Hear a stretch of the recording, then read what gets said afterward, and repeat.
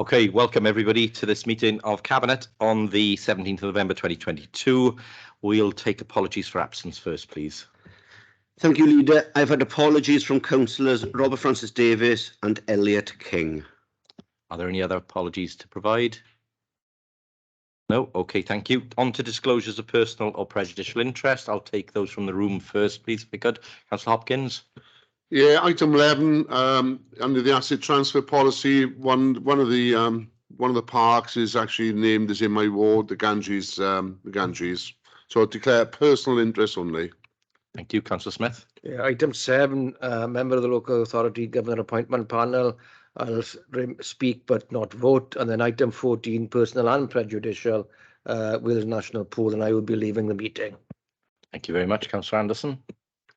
Yes, same as Councillor Hopkins. Item 11, Ganges. Thank you very much. Councillor Gwilym. Good morning. Item 7, the school governor appointments. That one's a personal and prejudicial, yes? Yes, sorry. Yes, Okay. personal and prejudicial. Should I leave the meeting? Yes, and we'll dial you back in after the Brilliant. item. Thank you. Thank you. Councillor Pugh. Yes, same, Leader, item 7, both personal and prejudicial, so I'll leave. Okay, thank you very much. And again, we'll dial you back in. Thank you, colleagues. Oh, sorry, Councillor Lewis. Yeah, item 11, there are playing fields and parks in the ward, so personal only. Same for me. Okay, thank you, everyone. We'll move then to the minutes of the previous meeting, pages 1 to 6. I've had no requests for any amendments, so I'm happy to move as a true record. Could I have a seconder, please? Thank you, colleagues. All those in favour, if you could please show. Yeah, thank you, Councillor Pugh. Is that hand a legacy hand? Yeah, thank you very much. Great.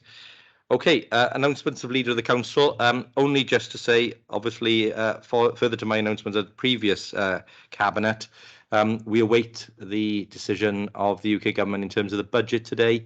The position in Wales remains very, very fragile, as it does across the UK. Black hole facing councils is estimated at over £500 million, largely driven by unfunded energy costs and unfunded pay awards. We obviously support our staff and those key workers in the public sector getting pay awards that are fair, but they also need to be fully funded, and that's where the governments need to make sure that the money's made available. And of course, the energy cap that is in place at the moment that is assisting households and businesses is due to end in March, and if that is not extended past the end of March, then that will see a quadrupling potentially of the energy costs of this authority, which will directly hit schools, community centres, libraries, care homes, and it is those that will feel the real brunt of the energy price increase. So again, let us hope that the Chancellor makes sensible decisions today and provides help to ensure that we can protect communities from the worst effects of energy and inflation. We move then to public questions. Have we had any public questions today? None. Okay, any councillor questions? Any members who are not members of the Cabinet? No, nobody present today. We'll move then to the local governor appointments. Councillor Smith. Yeah, can I formally move the report, Leader? Hold on, just before we do, if I could ask Councillor Gwilym and Councillor Pugh to leave for this item, if that's okay.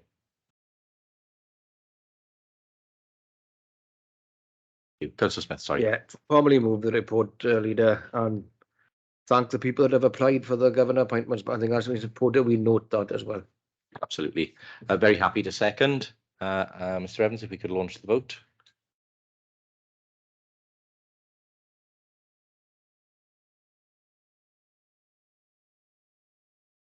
The vote has been launched, Leader.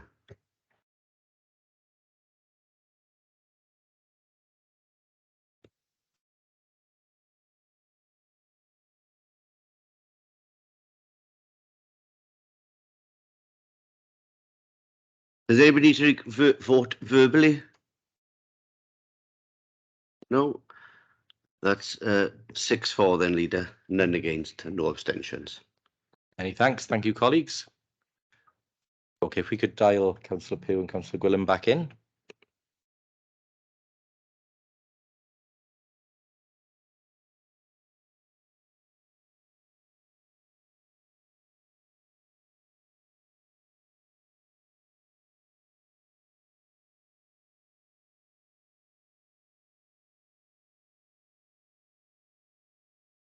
Okay, thank you, colleagues, for rejoining. I'll go next to item 9, which is item 8, the digital strategy 2022-27. Councillor Lewis. Thank you, Leader. Just to set the scene a little bit, so Cabinet approved the first digital strategy 7 years ago in November 2015. The Council were emerging from the outsourced IT contract at that point. It's fair to say there's been a significant amount of core infrastructure, network and system improvements that were needed before true digital change could even begin. But since then, we've moved to the cloud and digital platforms. This has put us in a very advantageous position. This report is about continuing that journey, modernising services and improving the way that the public can contact us in terms of customer service and customer contact. So the digital strategy spans from 2022 to 27. This is attached to Appendix A. There's a very ambitious vision with 6 goals that aim to be aspirational and challenging. The goals provide the overall roadmap for the next 5 years, but will need to continuously adapt to the changing economic and technological climate. In developing the strategy, input and feedback has been sought from key stakeholders, including partner councils, the Health Board and voluntary sector partners. Consultation and engagement will continue, and this will include resident networks as the strategy will continue to be updated. Services across the Council have a range of digital priorities and aspirations to help improve access and operational efficiency. And the next step will be to work with those services for an organisation-wide digital programme and business case for investment. The Council also has a digital board which will oversee the delivery of the strategy, the development of the programme and business case. And going forward, the board will include the Interim Director of Corporate Services, who will act as sponsor for the programme, and will comprise of representatives from each directorate and senior managers from digital services, and will be chaired by myself. The board will then provide regular updates to CMT and Cabinet on progress against the overall strategy and programme. Point 3 highlights the significant consultation which will be undertaken, which will span 4 weeks, and you'll see an online survey available for staff and the public to take part. We'll use our social media platforms as well, and we will ensure the survey is promoted to existing forums, including the 50+ Network, Disability Liaison Group, Poverty Forum and others. And hard copies of this draft strategy and survey will be made available in local libraries and the Civic Centre. Each project will assess its individual risks around deliverability and resources.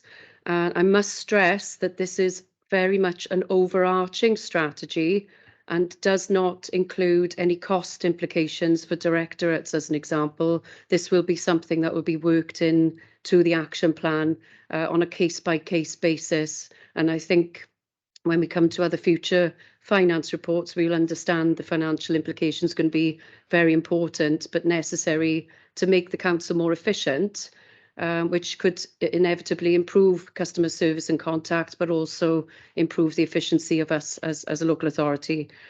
Our customer service standards will be reviewed and published so residents and the businesses know what to expect when they contact the Council.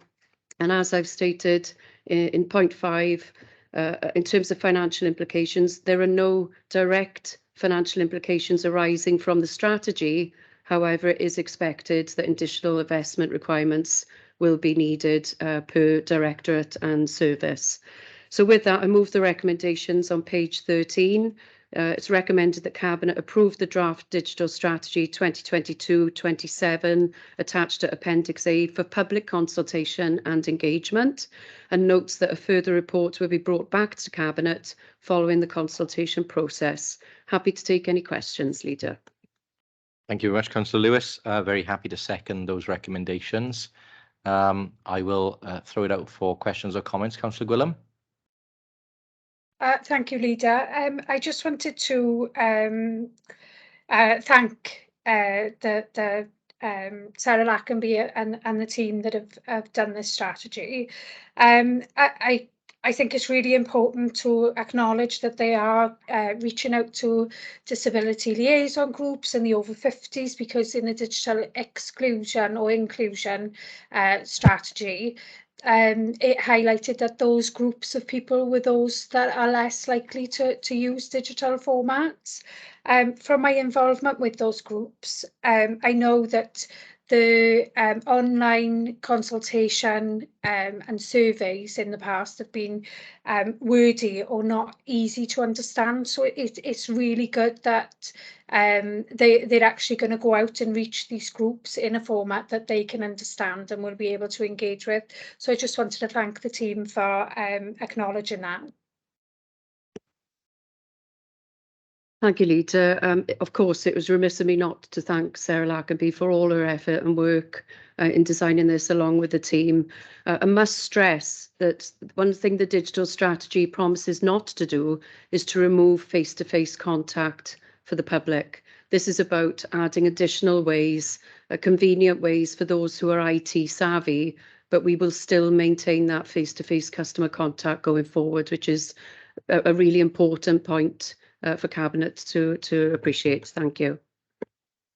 Yeah, absolutely. It's about making it easy for people to use digital rather than forcing them down a digital by default route, which is a nuance in the way in which perhaps others have approached it.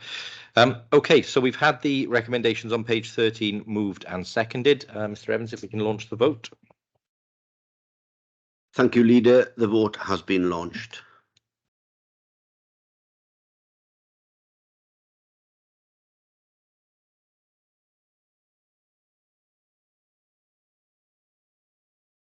One person doesn't seem to have voted. Anyone not been able to vote?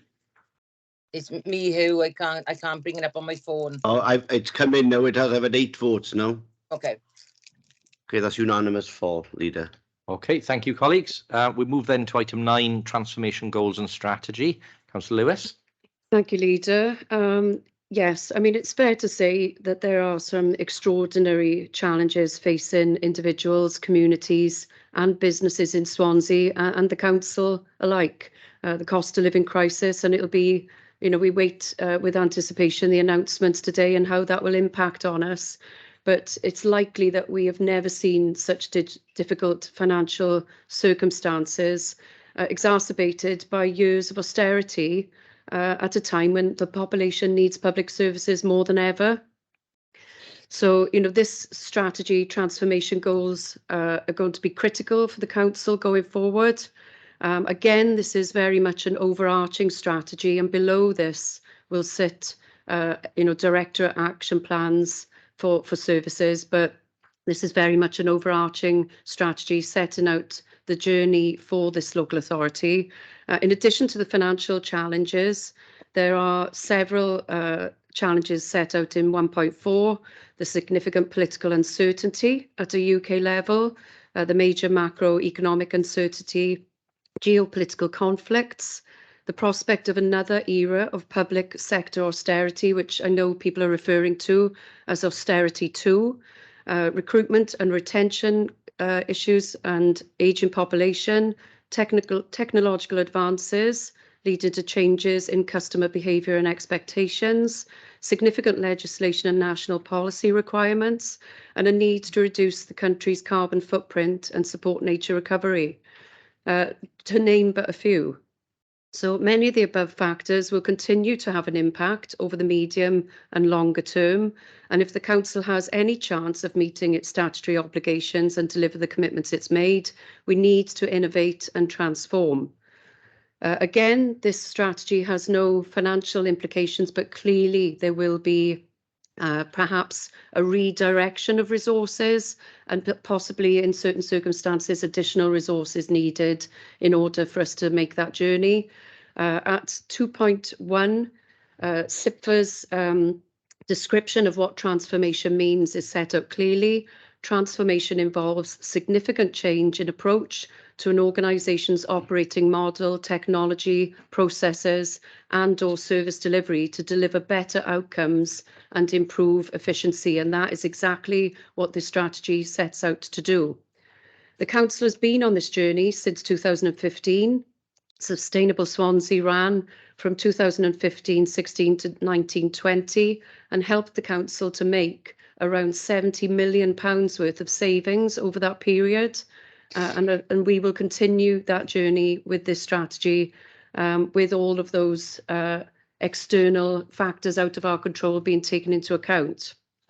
So the first two phases of the strategy ended in May 22, and this is the next phase post-pandemic. It's important that we, to point out and highlight that this isn't a strategy that stands alone.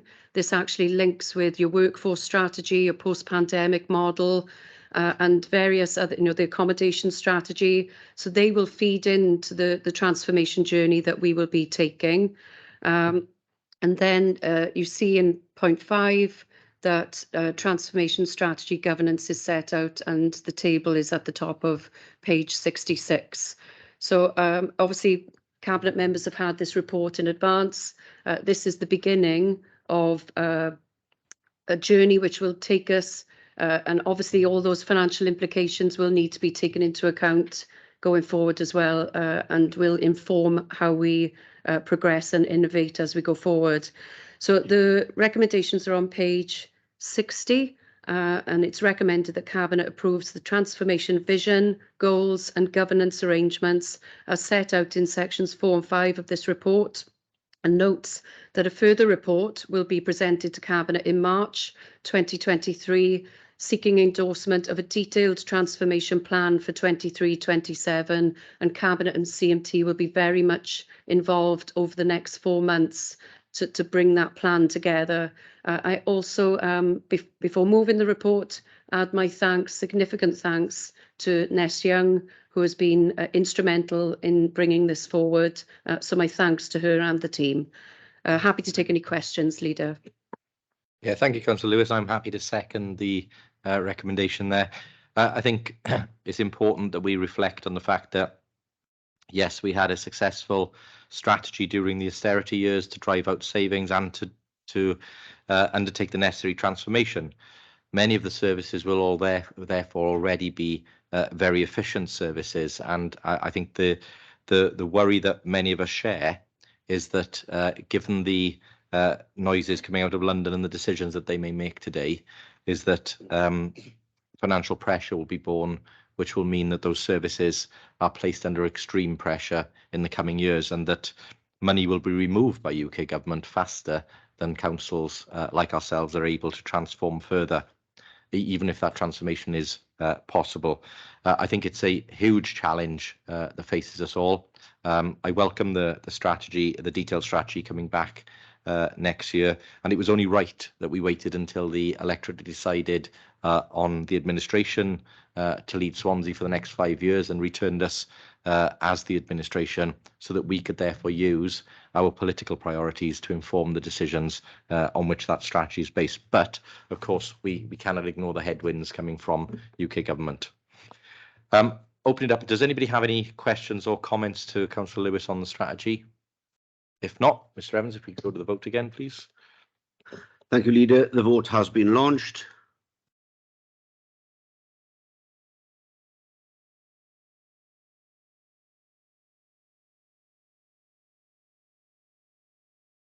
Does anybody need to vote verbally? And one vote missing. I think it's me again, who it's my Oh, internet. they've all just come in now. I am now unanimous for. Thank you. We've obviously got a technology lag, but thank you, members, for voting. Okay, we'll move to item 10, and as we have apologies from Councillor King today, I'll take the report, and this is the annual equality report. Equality Review 21-22. This attached report is the 10th under the public sector equality duty, and reflects the progress being made against our strategic equality plan 2020-2024 for the period 21-22. The report summarises actions taken against strategic equality objectives in each area during the year and highlights the work for the next period. There is a huge amount of work going on right across the council at present, and the report highlights the work being undertaken by the Strategic Equalities Board. The summary, which you will see in the document there, highlights the work around our work to become a human rights city, which obviously we have a key date for in December. Work with children and young people, work on the world reimagined, work to tackle hate crime and to improve community cohesion, with case studies included in the report on page, let's get it there. Did have it before me. I should never go to a page number, sorry, from page 88 onwards. So it's a comprehensive report. Very pleased to be able to bring this in Councillor King's absence, and I formally move the recommendation on page 73. I'll go to Councillor Gibbard next, if I can. Yeah, thank you, Leader. I just wanted to thank Councillor King, because obviously I had equalities in my portfolio previously, so thank him for picking up the reins on that one, and to Richard Rowlands and Joanne Portwood and all the officers that support the Equalities Board for the hard work they've done pulling this report together, but more importantly to thank officers across the council for really making great strides in progress towards us becoming a more equal organisation and towards becoming a more equal Swansea. I think the case studies that are in the report are really lovely to see, you know, really practical examples of things that we're doing to promote equalities as a council and across Swansea. And equalities has really been built into a lot of the work going forward, excuse me, like the workforce strategy that we had last cabinet and digital strategy in this cabinet. So I think, you know, we're really working hard to embed equalities as everybody's business. Yeah, thank you, Councillor Gibbard. Are you formally seconding as well? Yeah, sorry, second report. Thank you very much. And can I thank you, not just thank you, Councillor King and the officers, but thank you yourself for the work you did as your time as Equalities Cabinet member to move forward the human rights work. And obviously we look forward to that great event in December, when we hopefully will formally declare as a human rights city. Councillor Alison Pugh next, please. Yes, just say if I could thank all the officers involved here, and Councillor King and Gibbard before, in being able to pull this together. There's a huge amount of work goes on behind the scenes, you know, and in that particular period of time as well, people had to work differently. We had to respond to things differently. We had to be very innovative in our approach, and you know, it's hard times. It's been hard times and it's still hard times, and there are lots of tensions out there, and as you know, poverty on the increase, and you know, we really have to sort of, it shows in here the examples, there's case studies, but it shows the sort of work that's been done with domestic violence, you know, with the community cohesion, all the sort of, as you mentioned, Leader, the hate crime, and all the excellent work that actually is going on out there to keep our city, you know, a safe place, a welcoming place. You know, so really it's just to congratulate people and thank them. Thanks very much. Oh, thank you, Councillor Pugh. We note those comments. If there aren't any other contributions, then Mr. Evans, we can move to the vote. Thank you, Leader. The vote has been launched.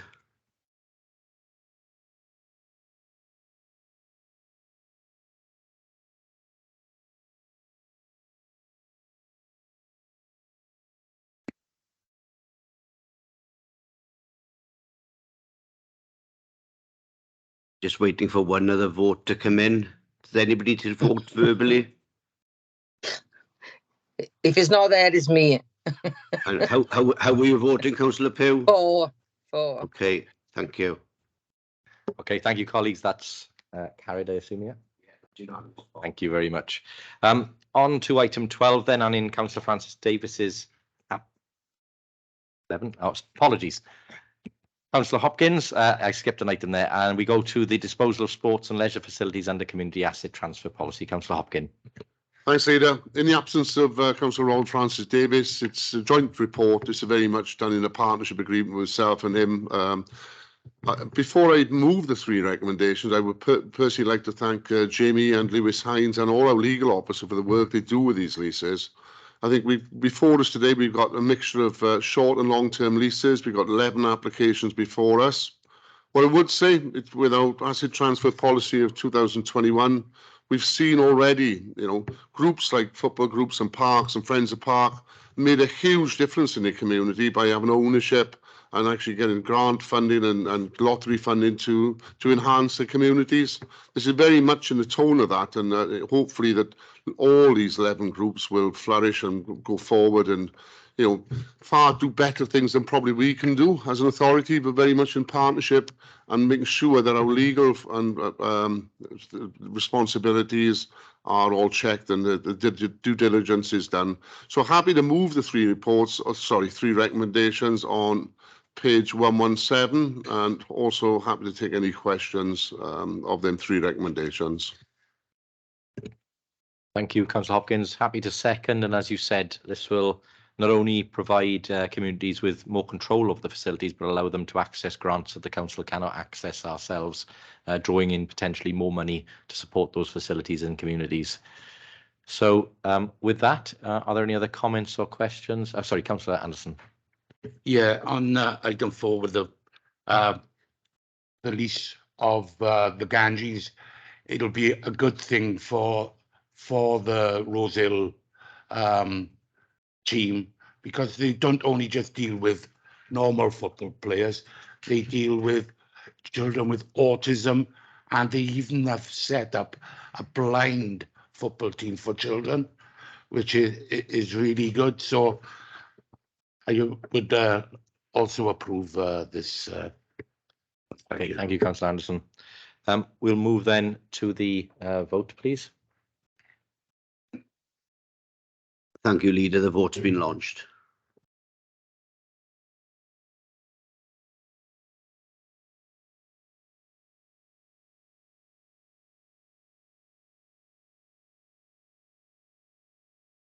I'm looking for one other. So, Councillor Pugh, how do you want to vote? 4, please. Thank you. That's unanimous 4, Leader. Thank you, colleagues. On to item 12, which is the Communities Renewal Fund, and in Councillor Francis Davies' absence, I'll move the report. As you'll see, the report is one that welcomes a grant of 2.471 million, and this grant is part of the UK Community Renewal Fund, which is the precursor to the UK Shared Prosperity Fund.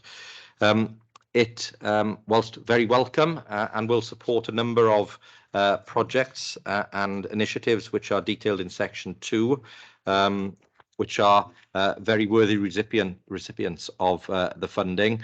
Of course, it is still in the context of a reduced allocation overall from what we would have received had we have remained members of the European Community, and that is still a battle that we continue to have with the UK government to ensure that we are not a penny worse off as a result of the deal struck by the UK government in terms of our new relationship with Europe.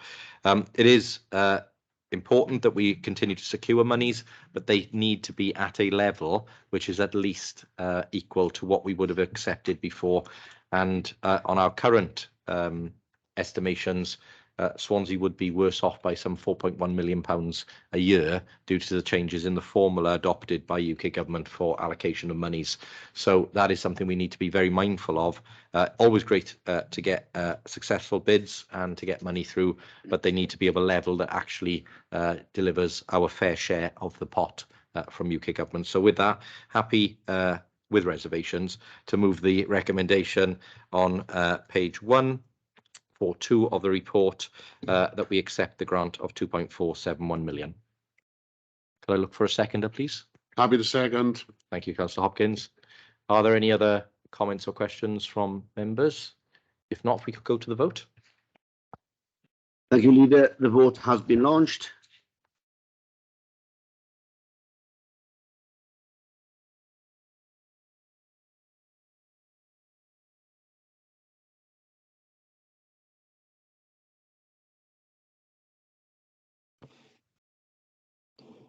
One person needs to vote verbally. I've not had them all in. Councillor Pugh, Hugh. 4. Thank you. That's unanimous 4 then, Leader. Thank you, colleagues. On to item 13, which is the Leisure Partnerships financial support for 2022-23. This item I will take again in Councillor Francis Davis's absence. As you'll know, we're in a partnership arrangement with Freedom Leisure, who run a number of our leisure centres across the county. Obviously, since we signed the contract, Freedom Leisure themselves have been having to deal with the impacts of the pandemic. I don't think they've had a full operational year due to the pandemic since taking over the partnership. That has meant that they've had very difficult and challenging operating positions. In recognition of that, we are therefore providing some support to Freedom Leisure for this year on the basis that that support obviously stays within the City and County of Swansea to support the facilities that they operate within the City and County of Swansea to ensure that communities can still enjoy those facilities. Obviously, I think for all leisure operators, specifically those that operate swimming pools, the current energy crisis is a real challenge coming on top of the pandemic. So it is a situation that we are monitoring very, very closely. But at this stage, we are recommending that we provide up to £800,000 of in-year support for Freedom Leisure for the period 2022-2023. And therefore, I move the recommendations on page 153. Could I look for a seconder, please? Thank you, Councillor Lewis. Are there any questions or comments from members? If not, Mr. Evans, if we could move to the vote. Thank you. The vote has been launched, Leader.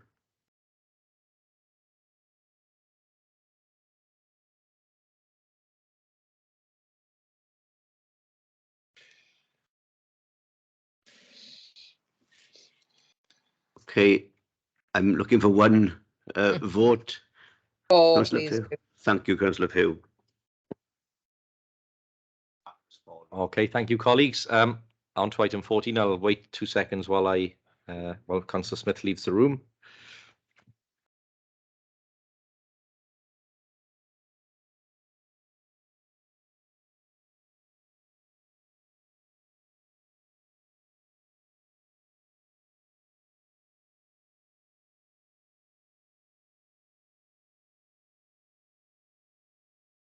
Okay, thank you, colleagues. As I indicated on the previous report, there are a number of challenges emerging from the pandemic. The Wales National Pool was equally hit in terms of its operation during that period. And as for that facility, it requires underwriting of an additional deficit of up to £200,000 for the forthcoming year, in year 2022-23. As you'll know, we're in a partnership with the university, and that the details of that are highlighted within the report. And obviously, we want to continue to see the Wales National Pool be successful and be a national facility that we can be proud of here in Swansea. So with that, I will move the recommendations on page 165 of the report, and I'll look for a seconder, please. Happy to second. Thank you, Councillor Hopkins. Are there any questions or comments from Cabinet members? If not, Mr. Evans, if we could launch the vote. Thank you. The vote's been launched, Leader. Thank you.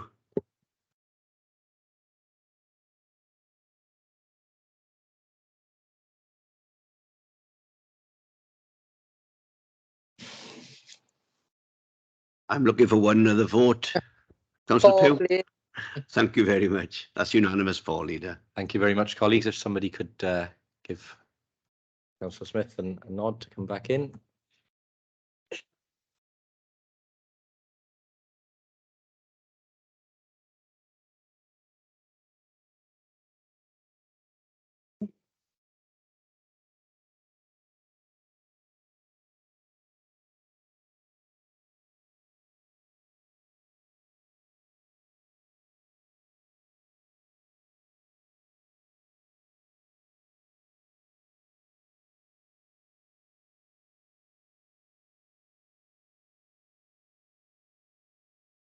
Okay, thank you, colleagues. We'll move now to item 15, which is exclusion of the public. You have the rationale laid out there in the report from the Chief Legal Officer.